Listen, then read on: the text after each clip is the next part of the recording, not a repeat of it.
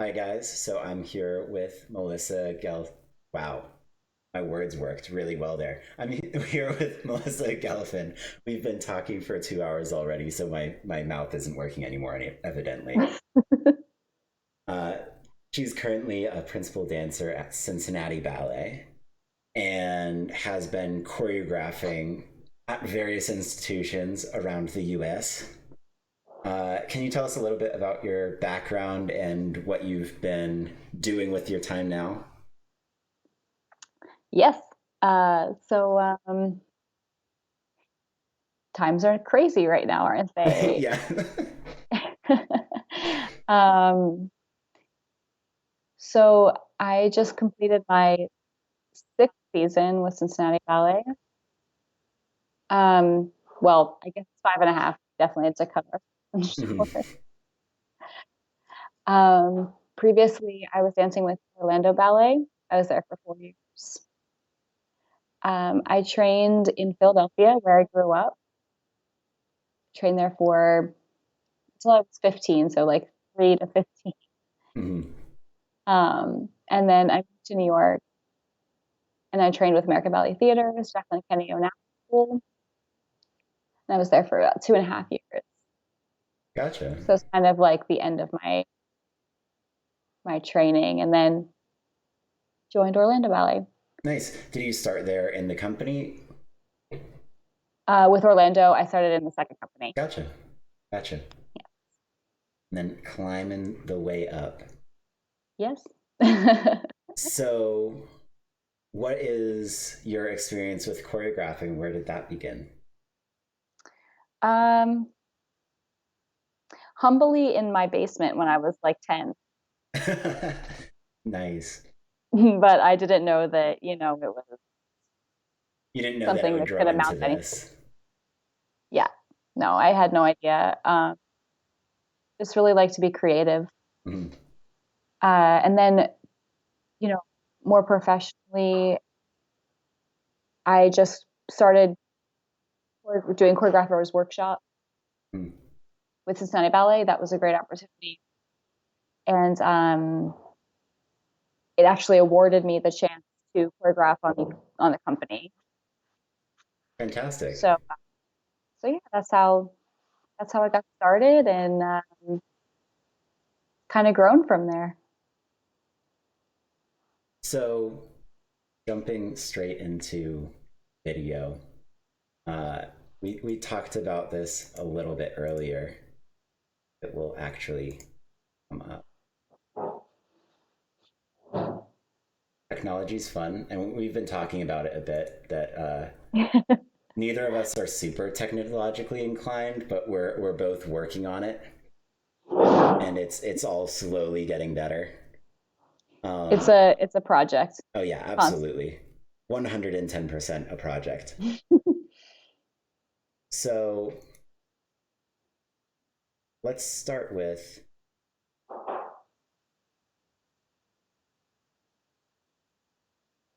So is the title of this piece Clockwise? Yes. Okay. Yeah. And is this which piece is this that you choreographed for Cincinnati? I mean, Yes. yeah, This was my the first piece I choreographed on a professional company.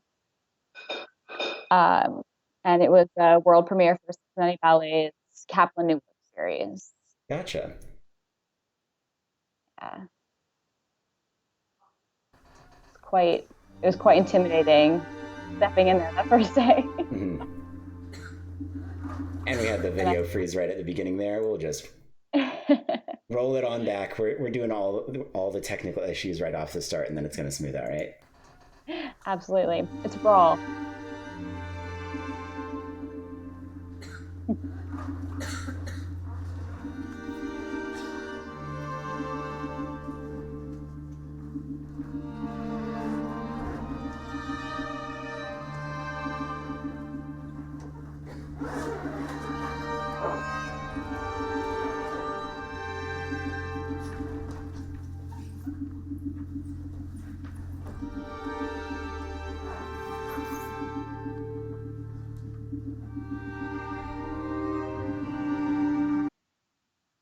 that piece is absolutely stunning, and I would love to see more of it at some point.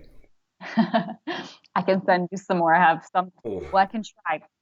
Actually, getting that consent, I was like, come on, you can do it. Um, Technology got. Yeah. But yeah, that was it's my very first piece I professionally. Um, and So, lucky enough, it was on my peers. mhm. So, as you choreographed this piece, what were some things that you were thinking about, and was there anything that you were trying to avoid as you choreographed? Um,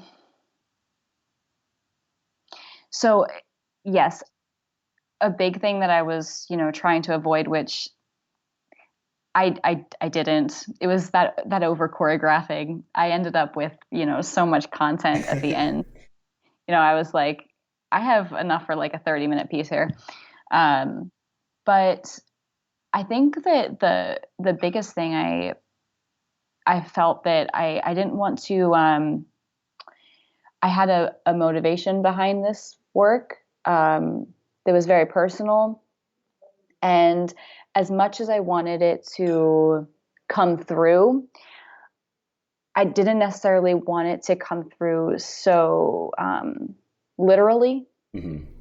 So, in all of its emotion, I wanted it to be rather abstract. I wanted the audience to take away whatever they needed to from it. I didn't want it to be uh, so, literally, this is what it's about. Mm-hmm. However, I ended up using like a lot of personal, literal moments that Mm-hmm. maybe if you didn't know what this, what's about, or you weren't in my head, Mm-hmm. you wouldn't know. Yeah. So um, I tried to stray from literal. Yeah. Try not to hit the audience over the head too much with. Yeah, it just wasn't necessary because it's a very deep underlying foundation. Uh-huh. It didn't need to be, It didn't need to be rubbed in overdone. anyone's face. Yeah, yeah, no. Mm-hmm. So, is there anything as you choreograph this piece? You mentioned that you felt that you over choreographed and that you ended up with just piles and piles of material that you didn't end up using for the piece. Uh, Yeah. is there any of that material that you wish you could kind of resurrect in some capacity in an extension of this piece? Or do you feel that in its current form, you're happy with it? Um, the way the piece begins and ends, this this clip is it's not the very beginning, but it's the very first time that everyone moves. Mm-hmm. So the two bookends of this piece, I'm very happy with. So if I were to expand on it, it would need to be the innards Mm-hmm. and then completely close. So I don't necessarily know if any of the material that I created I would add to it, maybe something new, Mm-hmm. and um, see if that would actually even relate to what has already been created. But I think that in terms of beginning and end, I'm very pleased. Mm-hmm. So what did the process look like for this piece? Do you workshop at all? Do you what? Wow, my questions and words are coming out great right now. Uh, so what did this start with? What is the first piece that fell into place as you started this process? This segment, funny enough, was the very first thing that I taught to the full cast. Mm-hmm. Um, we got into a room and I didn't use the music for the piece. I was using other, random jams that I like to groove to. Mm-hmm. Um, and I taught them this section. And then from there, I kind of saw where where they individually took it. Hmm. And I didn't know that it was going to be the beginning of the piece. I just knew that I wanted it in there somewhere in some capacity. Uh, and yeah, so that's where we started. We started with this segment, and it kind of turned out that it worked right at that beginning. Something called for a very slow start to the piece, and I really love floor work. I had just worked with Isan Rustem the summer Hmm. before this, and I uh, I was very I was very inspired by the floor Hmm. and fluid movement. So that's kind of where the piece started, and it took off from there. So, what is the ideal rehearsal process for you? To rephrase an earlier question that I flubbed. um, yeah, you know, ideally, it's just so good to have concentrated time with your dancers and your people. Hmm. So I really think that I, but to balance that, again, you don't want to like be in a studio for like a million gajillion hours and then feel like you don't want to see each other for the next month. Hmm. Um, Yeah, keeping that balance so of time and space. yeah, so having 3.5 hours of a day where you can kind of dive into everyone's individual movement qualities and having the time to experiment. And Hmm. I don't personally love to workshop as a dancer or a choreographer at this time in my life. Um, but I do like to see what dancers can do with the movement and my vocabulary, my personal vocabulary. So yeah, kind of throwing a phrase out there, Hmm. seeing what they do with it, and then building on whatever motivation or emotion that is connected to the piece. That's kind of like the foundation. So what drives your choreography then? Um, music and emotion, Hmm. and also just the dancers themselves. Every individual is going to relate to the story or an emotion differently. So when I start with an idea, it's usually an emotion or an experience I've personally had a connection to, and then finding really not doesn't have to be strong, but it has to be passionate music, Hmm. and something that can hold hands with your emotion or your idea behind the piece. Hmm. It needs to connect in this way. It can't just hold on with the fingers like this. Yeah, It really has to like, it has to interweave. yeah, it can't stand alone either. Hmm. So that's why powerful doesn't always work sometimes. Yeah. So, what is the most outlandish thing that you've done as you've choreographed in terms of process? Has there ever been a point in your process that you've done something that you would personally consider odd?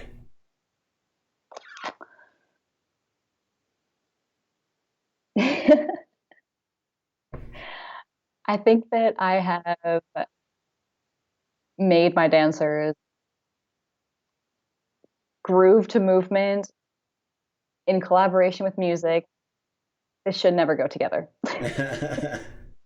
I know that doesn't sound outlandish, but I mean, for dancers that dance to music in a very naturally musical way on a consistent basis, it can be kind of painful. yeah, yes, and the music was quite out there. So I don't think that they were necessarily prepared for it. Mhm. Um, so just experimenting with partnering. Sometimes I'm like, I don't know, can you like hold her upside down? Mhm. What happens if you're just like crawling all over the dancer? Like, can you get into like this position? Yeah. You know, Where can we put a leg, and how can we do this differently? yes. Or can you like Oh, I did ask one time, like, can you move across the floor totally connected, like on top of each other, and just like don't lose that connection? Hmm. They were like, no, Shut you're down. nuts. Like, they, I mean, actually, they totally went for it. Their eyes were like, I have to do what now? It didn't end up working, but like But they went for it. maybe, yeah, maybe it was just it's a lot different other time. Hmm. Wasn't a right now idea. So, are there any ideas that you really want to pursue that you haven't yet? um, I mean, naturally, like we aren't terribly far into the choreographic career yet. So there's a lot of right, ideas still available. But what are the yeah. big ones? Two of my if we're gonna go big, right? Like, I'd love to do like an hour long evening of like Andrea Bocelli. Hmm. You know, whether it's, I mean, if we're gonna go big, he's there live on the stage. Hmm. Like, like full um, orchestra, we're doing it all. Absolutely, we're doing it all. And then I would really love to take a classical ballet and kind of turn it inside out Hmm. and do a full length contemporary weird neoclassical twist on any class, not any classical ballet. Um, Maybe Bayadere. I think that Ooh, would be really interesting. I mean, considering the themes in that and the assumed drug usage that happens in Bayadere, I think that is something that definitely lends itself to a more contemporary adaptation. Oh, absolutely. Yeah, I could. I. So, Oh, and the music is gorgeous. Yeah, so would you absolutely. use the music as it is, or would you want to have sections of it reimposed? I would probably use as is. Hmm. I want it to be as much a direct translation Yeah. of the classical, So just but just using a different weird. vocabulary, less going and really like retelling, I guess. Yeah, just reimagine the whole thing. Yeah, sounds so cool. Um, I'm kind of into it. I'm still inspired by it. We'll see what happens in a couple of years. yeah, we've been talking about big ideas for a little bit. Um, that if we could chase any big dream, what would that look like? And I think right now, where we have so much time on our hands, I think that's really important because big dreams for later gives you a little bit more direction than big dreams that you can't do right now because Corona. Um, Yep. I think, funny enough, if you were going to choreograph a piece about Corona, what would it look like? And what are things that you would not do? Um, I would leave out the whole mask idea. Yeah. I figured that was a given. I didn't think we needed to, yeah. I don't think we No, need that obvious a representation of where we are right now.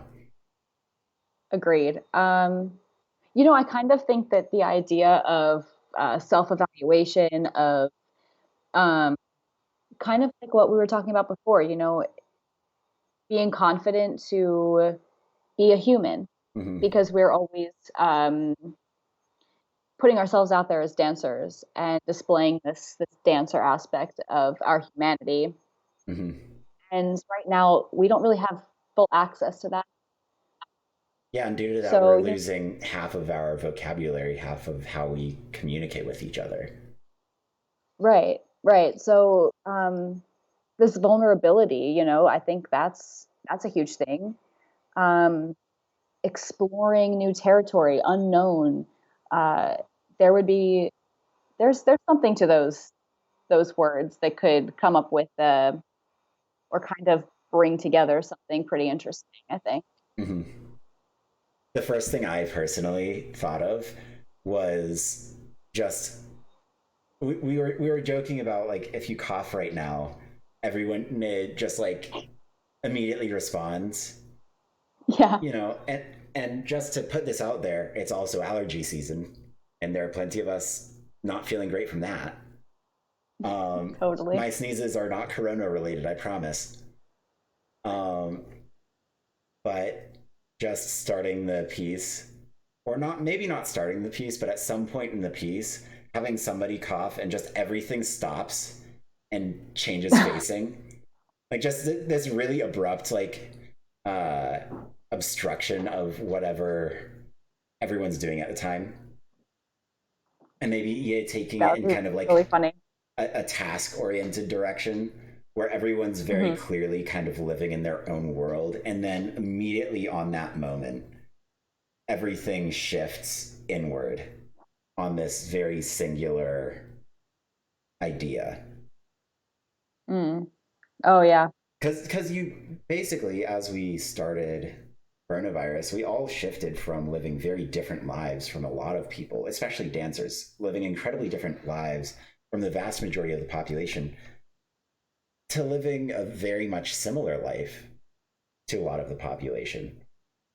So, talking about Yeah. how we can represent that rapid shift that felt like it was overnight. It maybe shouldn't have been overnight. We probably could have done better on, you know, handling the initial situation in the United States to avoid having to take drastic action. But at the same time, we are where we are now because of what happened previously, and it's giving artists opportunities and changing the way that we conduct ourselves in a lot of ways so Yeah. that we can work better in the future.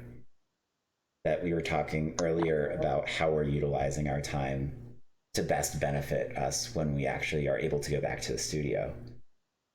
Yeah. Um, and as challenging as it is, this time of, I would call it a time of quiet, is, I think, very important and is shaping a lot of people in different ways. And I would hope it's making people more compassionate toward other people. Um, Yeah. that we were talking earlier about the tendency of choreography for a couple of years, it went this kind of inhuman direction. Um, Yeah. and now it's seemingly shifting back to the other direction. And I'm wondering what will happen to, the Alexander Ekmans of the world that are already making these beautiful, colorful, imaginative pieces of art. That, how does this reshape their vision for the future? I mean, how does this Yeah. I mean, reshape what you previously intended to do now? there's going to be a huge shift, regardless of if we, not even if we want it to. You know, It's inevitable. it's exactly, it's inevitable. Um, but I think that being in a state of unknown and a little bit uncomfortable, right? Like this is not normal for us. Yeah, no.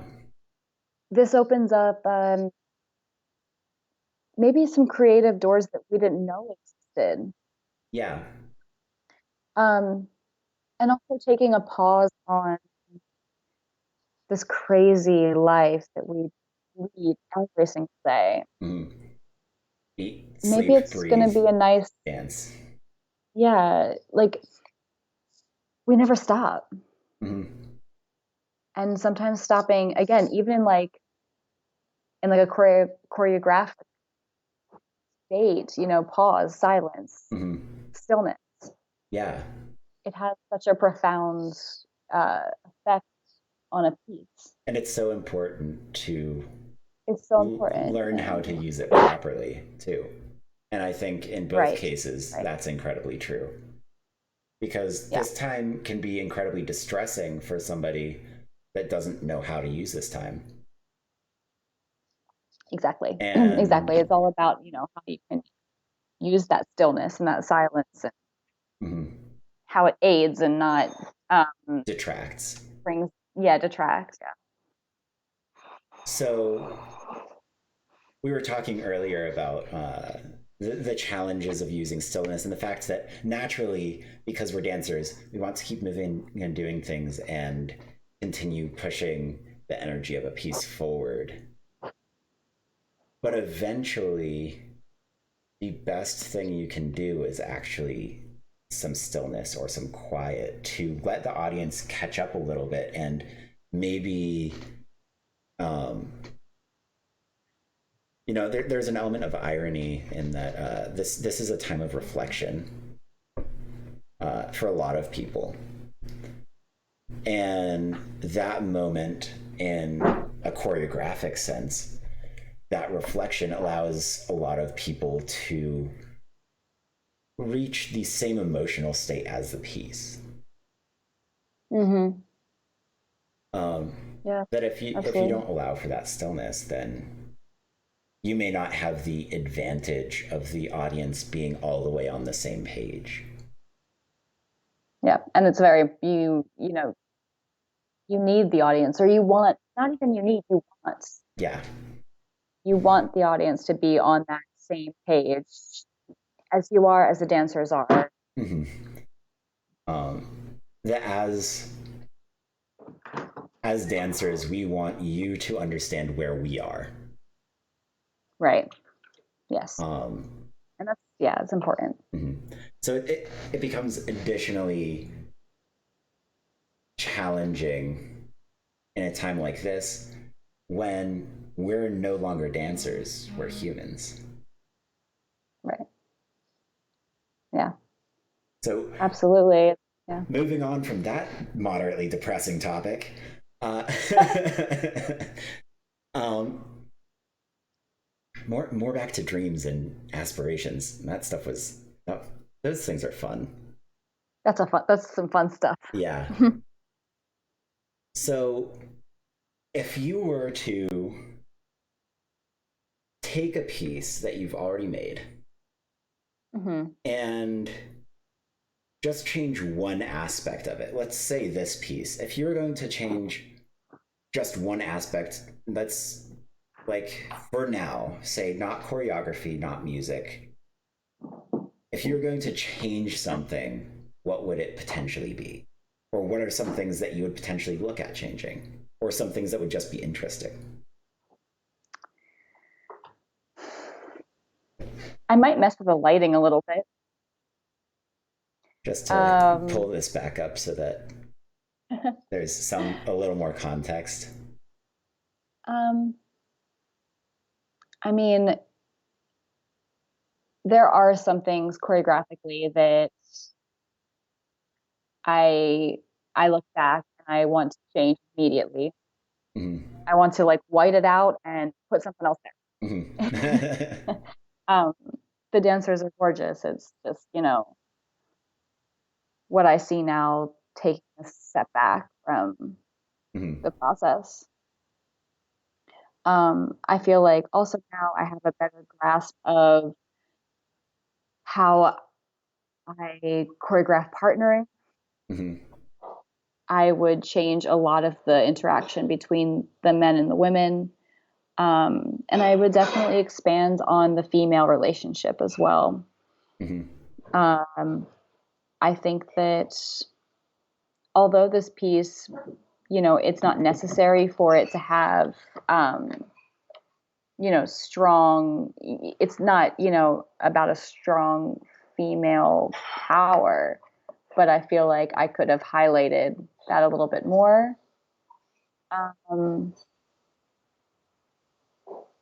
However, the strength of the male dancer in black, he was like the lead dancer in the piece. Mm-hmm. And maybe we can Um, rewatch this after we talk about this for a minute, just so yeah. with the additional context, maybe um, different colors come forth. yeah.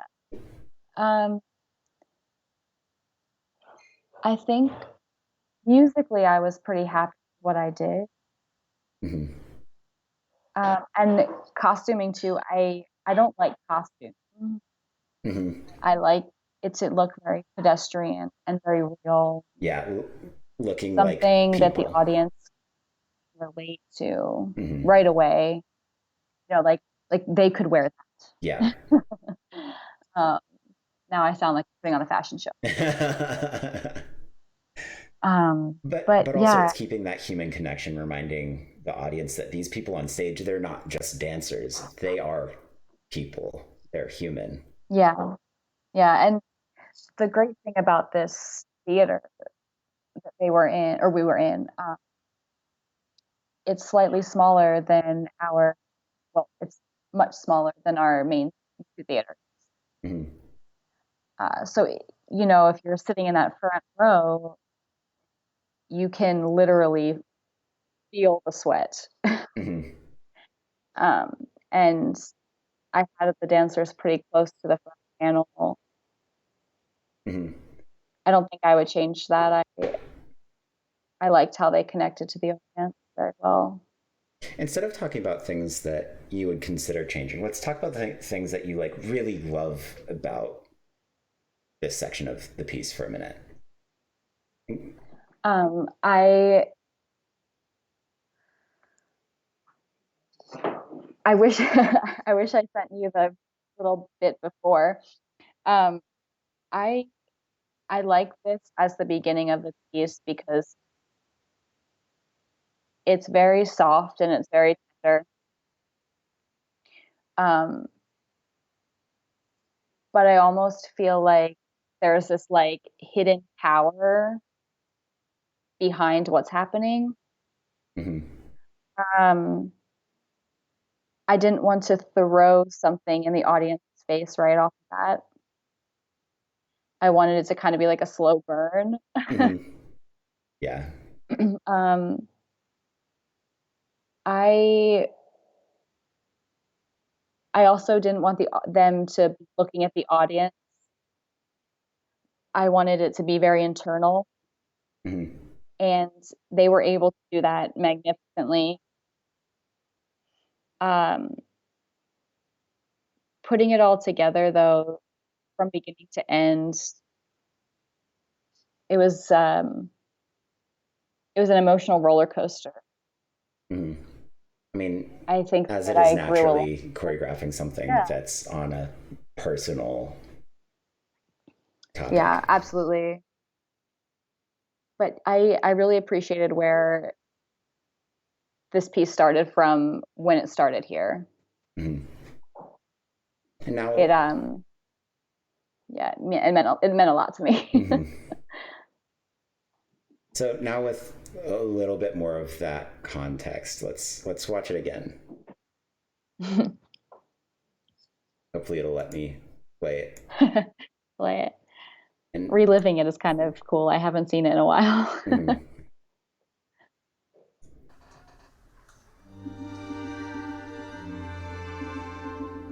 I love this music. Yeah, this music is great. So is all of this intended to be in canon? Yes. Um, I mean, not all of it, but like the Funny sections enough, like that were. yeah, this section coming up, once they stand up, so that wasn't supposed to be in canon. And one day in rehearsal, it ended up that like two people came up, the middle guy came up, and then the two other dancers on the side came up, and it looked so cool. And this piece of music was very hard to count, and I'm not a counter. I mean, I am, but I'm not. Yeah, Um, you prefer not to. If you can do things musically, you'd rather that way. Absolutely. And so I remember it happened, and it was such a happy accident. It was literally the beginning of the piece of the run through, and I like stopped it. I was like, I don't know what y'all just did, but literally it was really cool. It was a really awesome effect, and we're gonna try and figure that out. So we spent like the whole rest of the hour figuring out that canon. Figuring but it was out worth it. exactly what they did so that you could replicate it. Yes, because I ended up putting like 3 casts or 2.5 casts on stage. Um, so yeah, we had to, make it accessible just like that for every cast. Mm-hmm. Happy accidents. So you say 2.5 casts. Was it actually like two full casts and then like half of one cast was swapped, or how did that? um, I had 3 different lead males. Okay. We had 15 shows of this. Wow. Yeah, it was a lot. That's substantial and terrifying. Right. It was, yeah, it's like full 2 weeks. Mm-hmm. Um, and all 3 of them really brought something special and different. And I couldn't really decide on just 2. So I ended up keeping the same 8 dancers, and I had 3 male leads for, Mm-hmm. the different casts. That's awesome.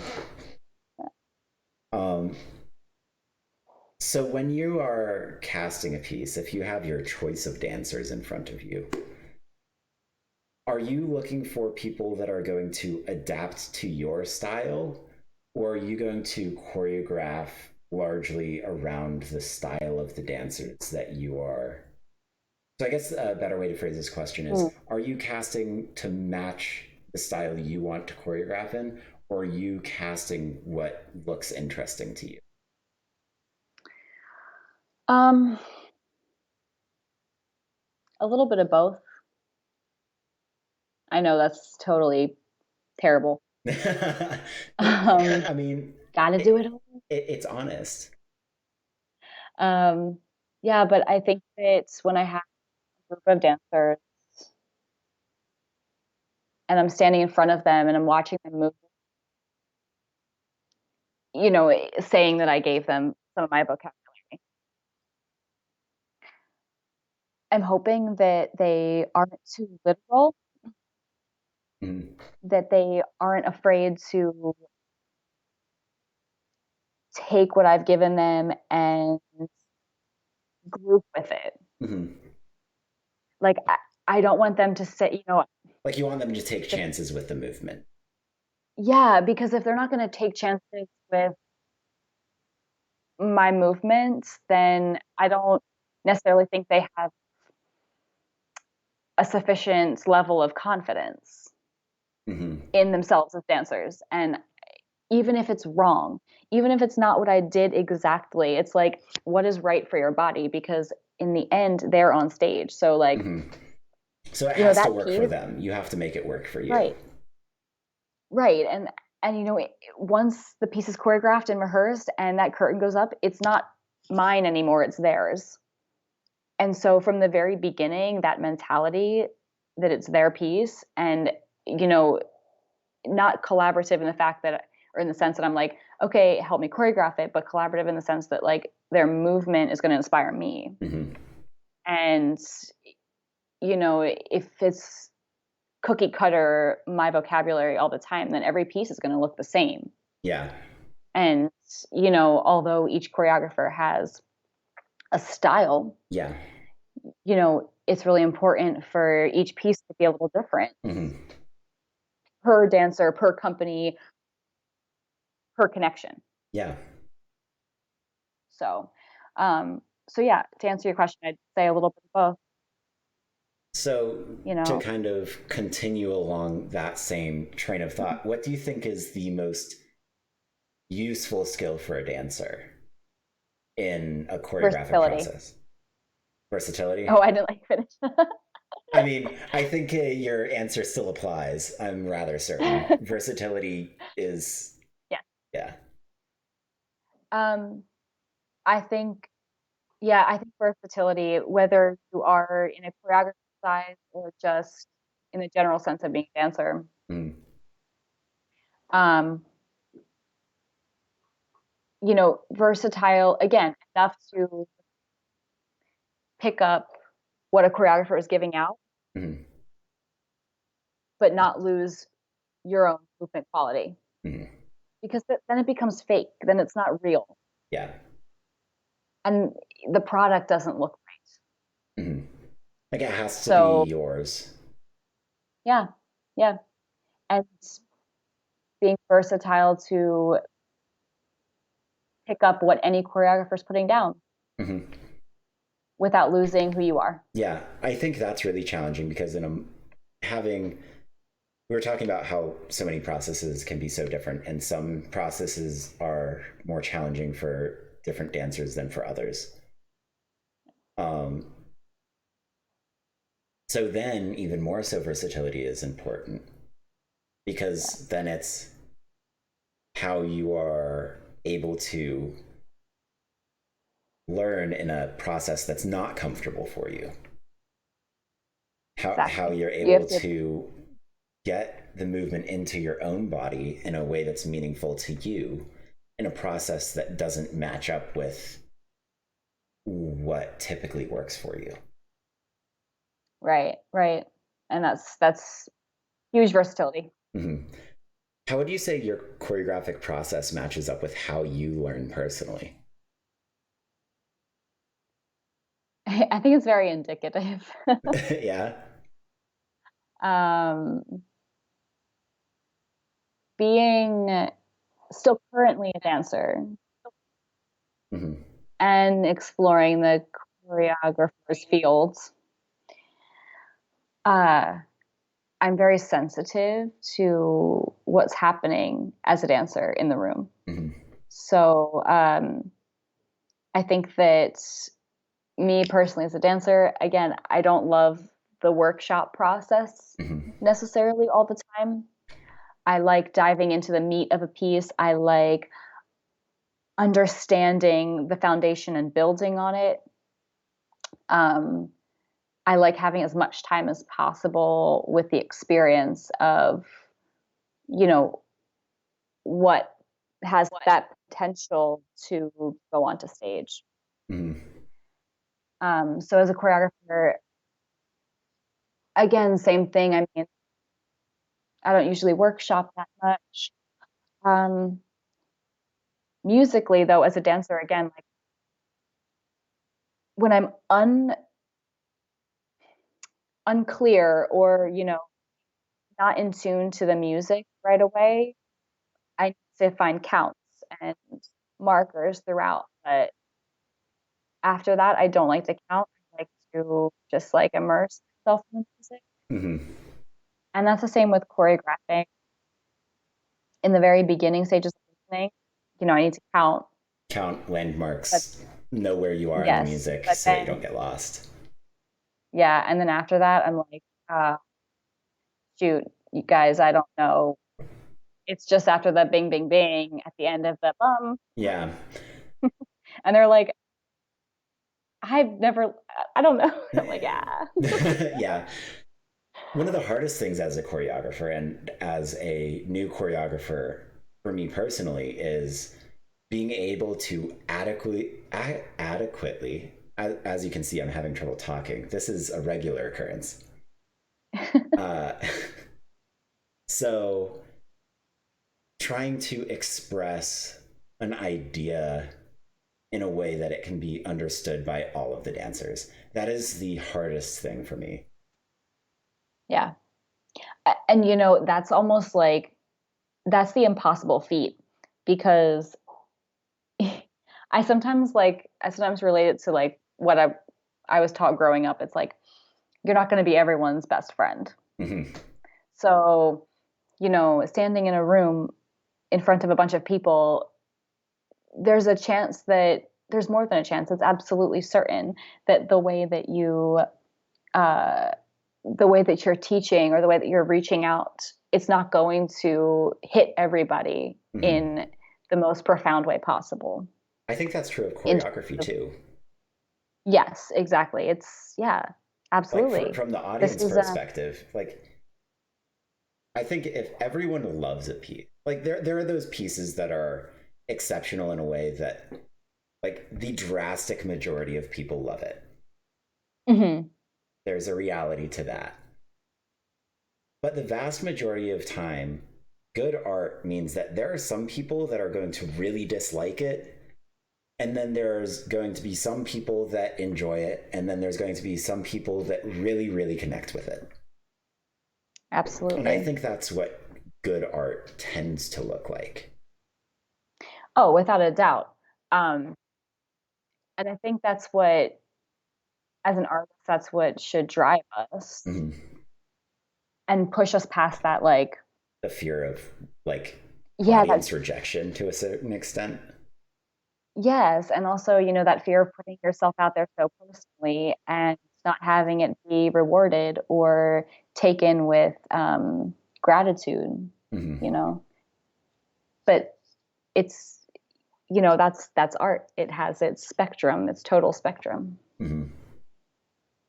So, I think people will have a greater appreciation for art after all of this, after yeah. Corona's done and gone, after everything else. I think people will have a much greater appreciation for what we do and for what artists have done for humanity in general through this time. I think that people already have greater appreciation for it. Mm-hmm. Artists have And I'm adapted hoping that grows. immensely. Yeah, we've had to. Yeah. I mean, we're doing things like this. We're trying to give greater context and understanding to art so that Yeah. maybe when you come back to see a show in the future, you'll be able to come back with a little more knowledge, a little more connection to what we do, and maybe with the underlying knowledge of a little bit of how this works and how we create these things. Hmm. That I think, Background, kind of. yeah, that it's very challenging to comprehend the we were talking about the emotional load that comes with choreographing something that's very personal earlier. It can wear on Yeah. you, and there's this kind of fear of rejection that comes with it to a certain extent. And the biggest fear for me personally is actually a fear of being rejected by the dancers that I'm working with. Yeah. That I'm going to expose myself to you. I'm going to give you this idea that I am probably to a large extent still working with on an emotional level. Um, and I'm going to give that to you with the full knowledge that you will do with it as you will. Like whatever, Yeah, it's scary territory. yeah. So there's an element of having to walk into the studio with the mentality that you are going to create. I mean, creating for yourself sounds selfish. But in reality, if you aren't creating something that you personally like, when you are making something that's very personal to you, then when somebody doesn't like it, it is that much more crushing. Oh, yeah. Yeah. Like you have to like it personally, or the people that don't, that 1 or 2% of people that just don't happen to connect. If you also don't like it, you don't want to relate to the people that don't like your piece. Absolutely not. Never. No, no. No. As the artist creating it, you want to be on the side of the people that love it. Yeah. But we're also very critical. Right. And as choreographers, that personal critique, it's just so mag. Mm-hmm. I mean, we spend our entire lives doing it. As dancers, we spend the vast majority of our time, minutely critiquing ourselves in front of a mirror. Yeah. All day. So then when you go and you choreograph something, you're creating something that you're going to see over and over and over in the same way that you're going to see your own dancing in the mirror. So I would say editing is also our greatest tool. Hmm. While it sucks, And while we are overly judgmental, it is also the thing that allows us to make things that are beautiful and that people relate to Yeah, in a meaningful way. absolutely. So here's a second clip. I'm gonna get it all set up beforehand this time so we don't have weird freezes and stuff. Let's see what we can do.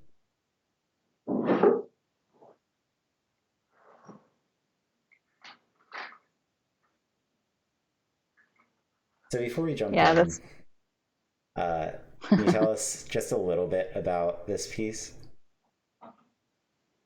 um so this piece I was asked to choreograph for a female choreographic not workshop, I'm sorry, festival in Houston, Texas.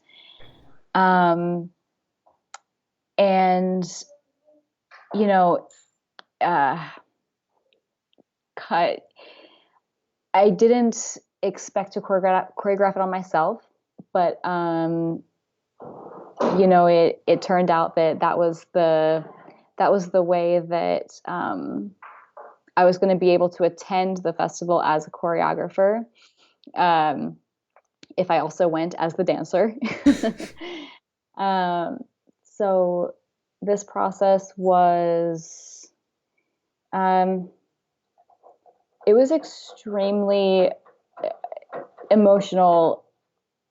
um, Choreographing on taking your personal experiences and motivation for a piece and then putting it on other dancers. This is different than having to every single day be experimenting with those feelings and emotions. Um, Recording yourself, watching yourself live it over and over and over again. It was very emotional. It was difficult at times, but the outcome I was actually very pleased with. I don't think I would do it again, choreograph on myself, Uh-huh. or choreograph something so personal on myself. Yeah, would you But consider doing something a little more abstract that's less personally driven? yes, yes, and maybe not solely on myself, maybe more of a potted something. But um, yeah, I found this piece to be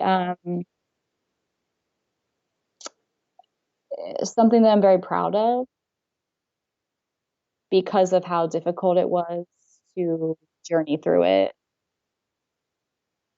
So, yeah. With that in mind, I think we can go ahead and play the piece. Yeah.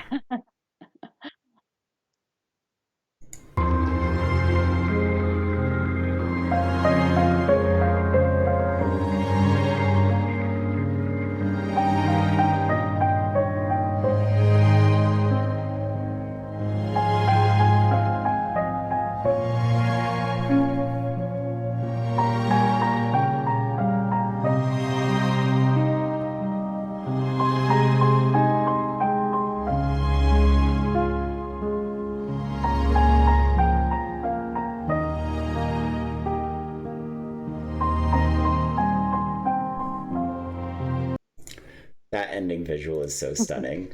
I don't know why, but the stretch of the shirt is just wildly interesting to look at. Yeah.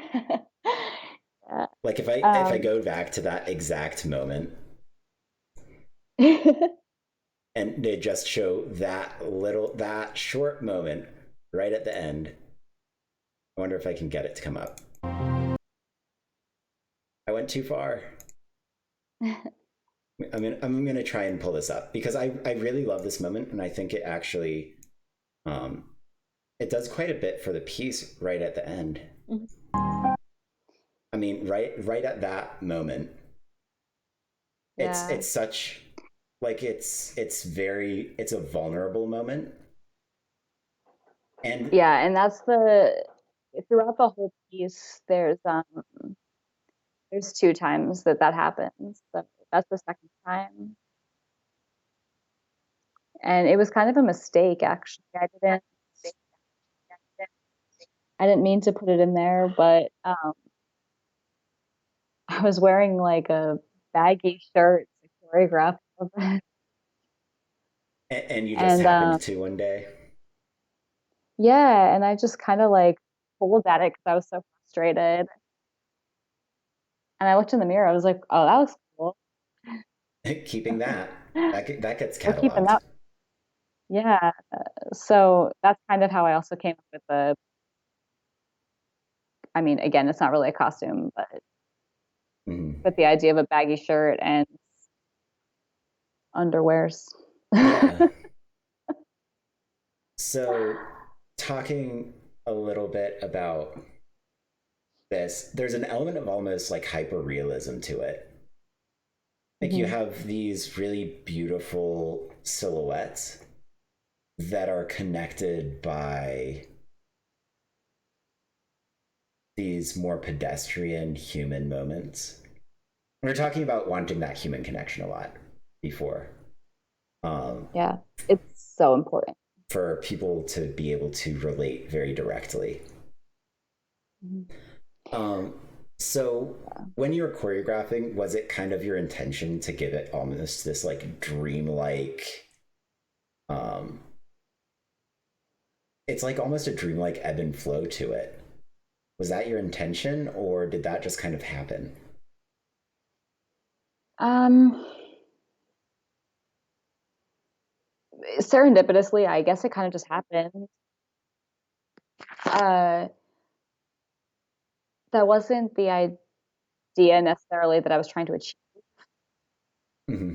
If I'm going to be honest, I don't think that I knew what I was going to, not going to, wanting to achieve. Mm-hmm. That you knew the idea Uh, and the concept you were working with, but like the end goal wasn't necessarily clear. yeah, I really had no idea. I just knew that there was this time that I was living through such, you know, unreal, dream-like situations. Things that I didn't know how I was going to necessarily get through or what the outcome was going to be. Mm-hmm. And so I guess perfectly fitting. Yeah, like um, it ended up matching, but it wasn't necessarily the an yeah, intention it goal. wasn't. Yeah, I don't think that any of my pieces I've had like an intention of what I've wanted the majority to look like. I just knew what I was feeling and what I wanted to portray as a feeling. Mm-hmm. And so that's kind of what drives the process. And, you hope the end product. Yeah. And something like this is incredibly challenging for the fact that you're living it when you go in the studio, you're living it when you choreograph it, when you edit it, when you listen to the music, when you know, any time that you are working on this piece, Yeah. it's a huge challenge. And to be able Yeah. to choreograph on yourself, naturally, you're going to have to film it and watch it. And Over and over and over again. yeah, so um, I don't know whether there was. I've choreographed before in a way that it was almost like it was traumatic, but it was Mhm. also healing and kind of cathartic. Yeah. Um, this piece ended up to be extremely therapeutic. um, watching it now, watching back on it, I'm like really proud of not only the piece, but like of who I am because I did that, of how I came out of all the situations and that drove the desire of the product. And yeah, I know how much stronger of a person I am because of everything that surrounds that 3.5 minutes. Mhm. So So, moving on to another piece that you'd mentioned was rather emotional. mhm. I think this is a theme for you. uh, Yeah. rather emotional pieces, and personally emotionally driven pieces. Yeah. So, what is this piece that we're about to watch about that, or Um, maybe not about, but how did you motivate this um, movement? so let me find the proper words here. Um, I think starting out, actually, this was the first piece that I was going into a room, and I wasn't so aware of how each of the dancers moved, for lack of a better word. Mm-hmm. I had choreographed on myself, on my friends and peers who I dance with every single day. And now I was going to a different company with new faces in front of me and new ways of moving and working. So I knew I had this little pocket of emotions I wanted to create with. I was lucky enough to have this gorgeous piece of music composed for me. And funny enough, without knowing it, the lyrics really just collided with my pocket of emotions. Um, and so, actually, in a way, I was happy to have the lyrics there. I wasn't expecting them to be there, Mm-hmm. but they helped drive a little bit of what I was trying to express. And without dancers knowing me and me knowing the dancers, that was a nice cushion to have. And it turns out that they are incredible, incredible movers. We clicked right away. Everything, I adapted to them, but they adapted to me. It was beautiful process. Mm-hmm. So this is kind of, I guess the segment is just a little bit of a short pas de deux that happens in the very middle of this piece, and um, kind of like a pause, even though it's not a true pause. It kind of stops the constant movement of all the dancers, and it focuses on just the two of them for a second, Gotcha. which I felt was much needed.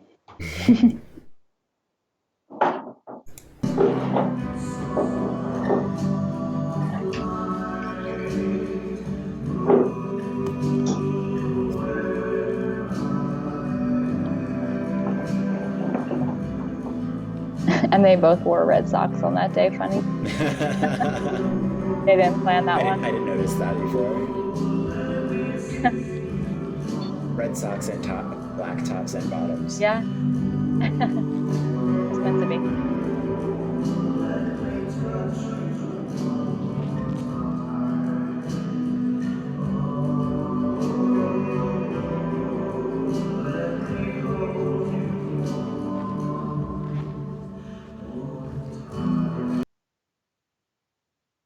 So lyrically, it's very Hmm. emotional, Yeah.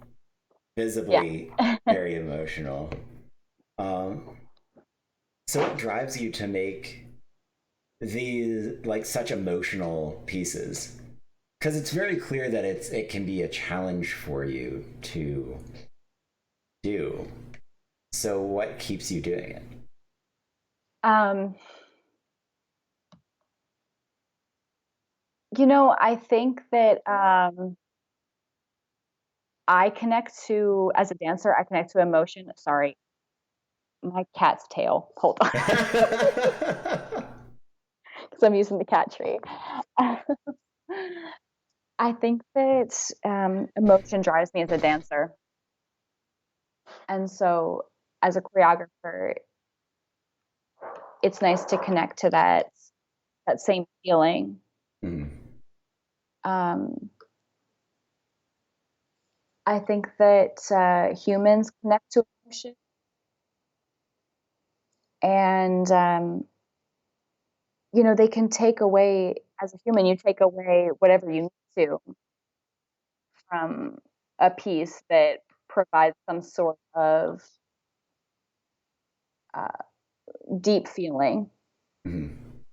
So, in order for me to really connect to dancers, to an audience, it's important that there's a sense of emotion behind the movement.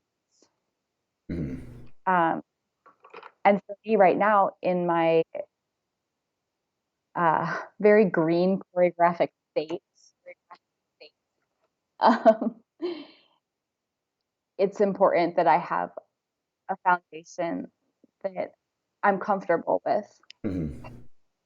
And as crazy as it seems to put myself out there so emotionally and personally,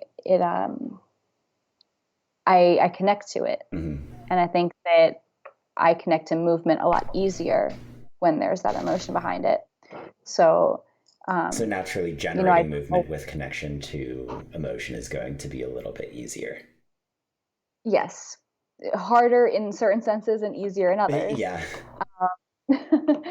um, The mental but emotional tax yeah, is certainly there. absolutely. Um, um, yeah, the one thing that I always just try to make sure is I'm not like rubbing a story in the audience's face or rubbing this personal situation. It's like it has to drive the piece, but I don't want them to say, "Oh, that was about, this terrible time in this person's life when, their loved ones passed away and, whatever, blah blah blah." Mm-hmm. It I don't want to say, "Oh, it's about death. Oh, it's about this like, whatever it is." I want them to just like You want the audience to be take able to it for take what, what they need out of it. yeah, and not what I took out of it, because maybe it's the same, maybe it's not, Mm-hmm. like that whole experience. So yeah, even though it's difficult in some ways, it's easier in others. So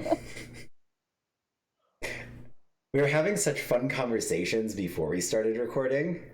And then we started recording and we literally jumped onto all of the hardest subjects.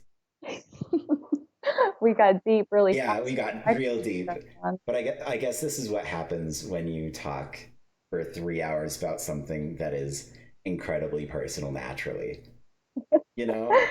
Like, okay, True. let's spend 3 hours talking about all of our deep dark choreographic secrets and see how we feel at the end of it. And I think this is about right. Um, but we were talking quite a bit before about how the life that we're living is rather extraordinary, and we do a lot of very challenging things on an emotional level very regularly for this career. Yeah. So we're living this almost movie star life, not in the sense that we get paid a lot, we don't, but in the sense that we live this lifestyle that's apart from anything else.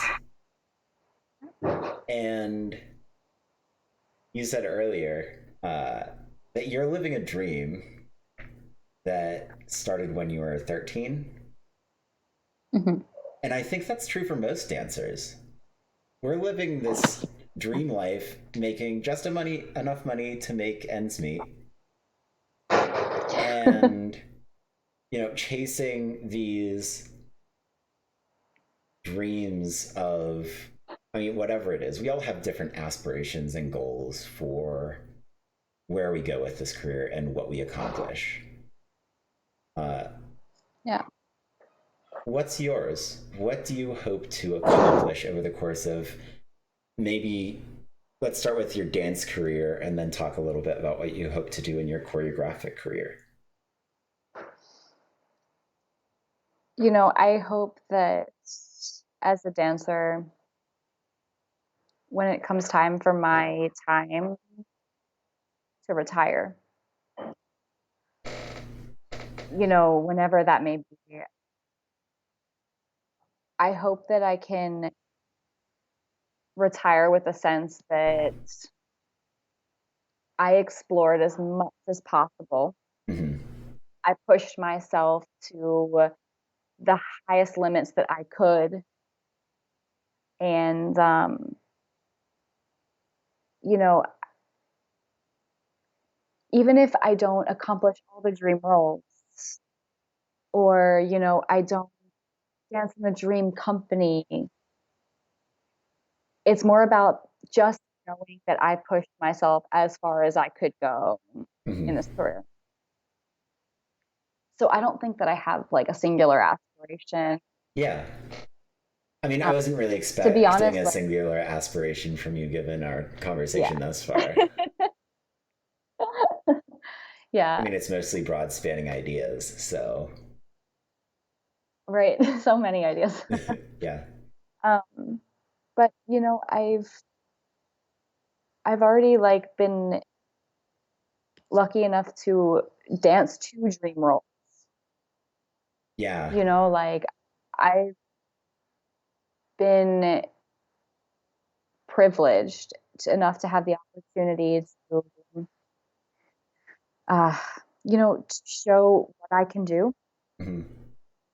um, to get that piece of paper and that says, here's your next contract, and it says principal dancer on it.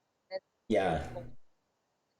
like what? I, I have a bottle of tequila sitting right here for that exact moment. When I get the contract that says principal dancer on it, I get to drink this bottle of tequila. That's amazing. It's truly like, This one's actually happening soon. This is a separate bottle of yeah, tequila that is for when I sign a second contract with the same company. Like, I'm actually staying in the same place for 2 years. Wild. that's amazing. Beautiful and wild. Yeah. Um, but yeah, I think that you know, I've I didn't, I always knew that I wanted to, reach great heights. That sounds so cheesy, but like I It's wanted it's to, hard to otherwise explain the concept. Like it's just so yeah, like fitting. yeah, I mean, I wanted to get to the top. I wanted to push and I wanted to see how far I can go, and I still want to see how far I can go. Mhm. But knowing that I've accomplished some things that truly I only dreamed about. Like I closed my eyes and I dreamed about them, and I didn't think that they could manifest into like a reality. Mhm. Um, so as a dancer, yeah, I want to keep going. I want to see how far I can go, Yeah, keep wherever exploring. that takes me. Yeah. I think that's a good I mentality think to that, have about a dance career, considering the nature of the thing. Like you don't know when it's going to end. oh yeah, you never know. You never know. Yeah, so if It's if you're chasing like a very specific thing that is like this finite moment of I will feel like I've succeeded when I do X role, you're going to feel pretty dissatisfied if you reach the end of your career or if you happen to have your career run short due to injury or whatever else. You know, yeah, that's a pretty rough hit. absolutely. It's devastating. I mean, even if you are, if you have a broader vision, it's still devastating. Yeah. Like I mean, this if is the way you're, we've been living our lives since we were, we talk about the dream started when we were 13 years old. That's probably pretty close to when it started for me, too. Might have been a year yeah. later. It actually really started at Orlando Ballet's Summer Intensive. That's when it really started Oh for me. wow. That was the moment when I was like, I want to do this, where it stopped being like a casual I'm a dancer thing to I want to be a Yeah. professional.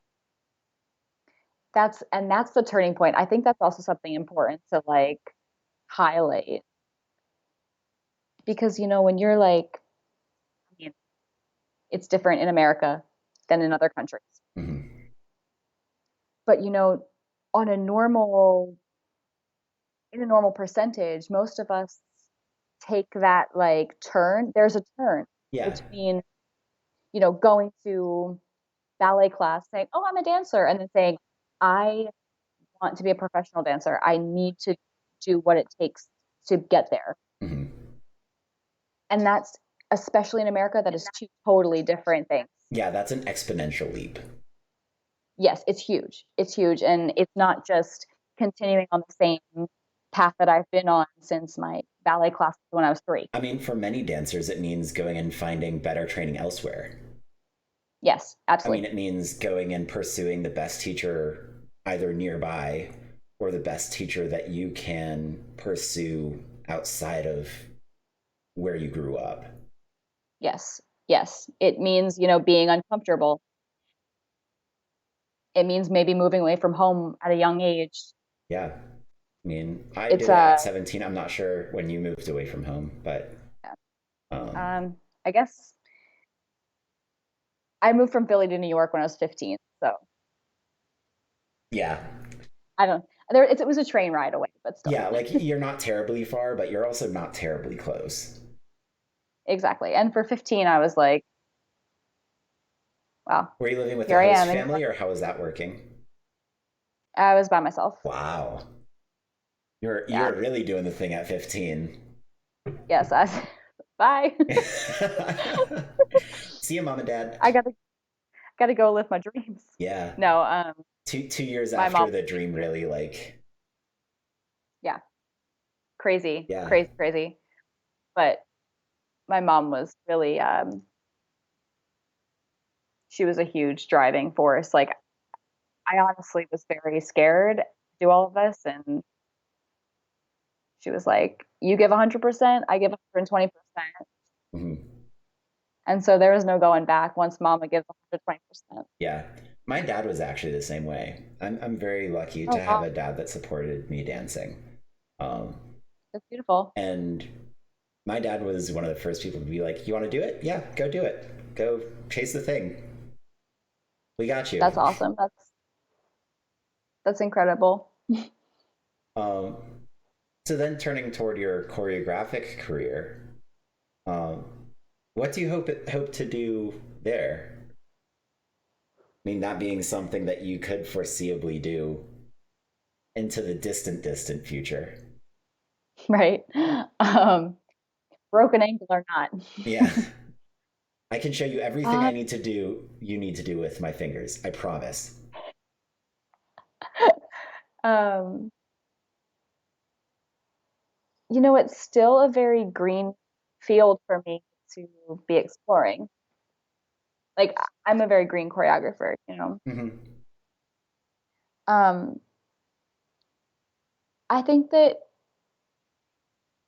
I don't know if it's something that I would want to make a full singular career out of. Maybe I don't have enough experience to, say that with all confidence, but I love the creativity aspect. I love seeing my visions come to life. Mm-hmm. I don't think I want to stop choreographing, Yeah. but I still think that I need to Have other outlets. explore yeah, but also explore the potential of it, and Mm-hmm. how it still feels for me and to me as I continue. So, I'm getting a lot of exposure and a lot of opportunity. Um, and we'll see, how COVID affects my next season in terms of, choreographing on different companies. Mm-hmm. But so far, offers have been extended, and I'm very grateful for those. And I'm gonna see where that takes me. Yeah. So I'm keeping the door open. I'm not closing it anytime soon. But we Um, don't know yet. but we don't know yet. Yeah, I think that I don't really think that there's. I try not to put that pressure on myself, but like the female choreographic initiative, Mm-hmm. um, I think that I feel very honored to like hold this power that I can like push um the female strength in this. Hmm. um I think that's really important to me. Yeah. um Without being blunt, I am definitely a feminist. I think that it's important to broadcast our power Hmm. and our strength, and at the same time not make it a stigma. Yeah. It's like people are always like, oh, in the minority, the female minority, a choreographer. Hmm. That might be so, but if we keep like highlighting that, then yes, it's going to be Then this it keeps like. being the focal point instead of the work. Exactly, exactly. And also just like. So basically, it needs to be the focal point until the problem's solved, and then after that point, it kind of needs to fade into the background so that the work can get the recognition it deserves. Absolutely, and regardless of if you're male or female, we all have the power to create. Yeah. So like the fact that it becomes this like big stigma and this big, you know bold italicized situation. I mean, I understand, but and I understand that like that gives us this like, it's an honor to hold that, power to push forward and Hmm. push the boundaries. But then, at the same time, it's like we're all creative, regardless of who we are and what gender we hold. It's like we can all do it. Yeah. And so I think I think it's just pushing so away important. from like there's so many amazing female choreographers that aren't getting enough work, Yeah, and they should absolutely. be. And for whatever reason, these amazing female choreographers, some of them just aren't getting the same name recognition right now, Yeah, and they should be. absolutely, absolutely. So to like be a part of that, like that push, Hmm. because I feel like it's very prevalent right now. Yeah. Completely honored, and I'm gonna keep on going down that path Yeah. and see where it takes me choreographically Hmm. and as a choreographer. So yeah, we'll see. I don't think I have any, like, you know definite. I think this is what I want to do. Hmm. It's something that I will continue to do. It's something that will continue to interest you at the Yeah, very least. I think it always. Yeah, I think it always will. Yeah. Then to ask the question a slightly different way, and you may have a different answer with a different phrasing. Um, what do you hope the impact of your choreographic voice will have? What is your hope for that? Hmm. I think my words didn't make sense, but I think you understand what I No, mean. yeah, I understand. Um, no, they totally made sense. You know, I hope that in a selfish way, people will understand me in a different, um, way. Let's just put it out there. Mhm. Um, that's also why I like to choreograph from personal experience. I think that I like to um, kind of explore the different ways to express myself. Mhm. Um, but oh my gosh, my cat is going crazy. um, See, I see you moving a lot. I'm just like, man, this interview would be fantastic if we were both standing in studios right now. she's jumping all over the place. Well, I was Um, thinking more on the end of like, it's very clear that like there are things that we can express with our bodies that we have trouble expressing with our words. Always, yeah. I always look at this with my hands. Um, I've been working over the course of these interviews on not putting my hands near my face the entire time. Like, that's a thing you're not I supposed to do feel right now, Leo. Just put your hands down. oh, I'm always like this. I've totally failed. Um, Like I watched all these videos and I'm like, just like, like hand all over my face. the slight vogue. Yeah. Um, but yeah, I think that, you know, I just want to be able to, as a choreographer, like I want my voice to touch somebody, even if it's just one person. You know, I want them to be changed by the experience of seeing my piece or seeing a work of mine. I want them to be transported and to, for just a second, like forget where they are, forget their troubles, forget their problems, forget who they are, maybe, you know, forget who they're sitting next to. Mm-hmm. Just for that moment, like be involved in something that maybe they don't know how to explain. Mm-hmm. That totally And captures so, them. yeah. So I think that, yeah, there's, the unselfish and the selfish aspect of what I want to portray. Yeah. I mean, I think those are, while they are selfish and unselfish, I don't think they are unfair or unreasonable for the beautiful work you've created thus far. Well, thank you. But I think this is a good point to stop. So it's been very nice talking with you, Melissa, and maybe we'll do another interview in the future as you figure That'd be out fun. the the world coming out of COVID-19. Ugh, it'll be a different one. Yeah. Um, so here's a fun question for you. Who do you think I should interview next? Who's somebody that you would recommend interviewing? Andrea Shermley. I've heard that name come up a few times actually. And You should. okay, what do you think would be the best way to get in contact? Um, you could message her on Instagram, Mm-hmm. and I could text her back and tell her to look out for a message from you. That would be pretty cool. I have to text her back. Are you leaving her I have hanging right now?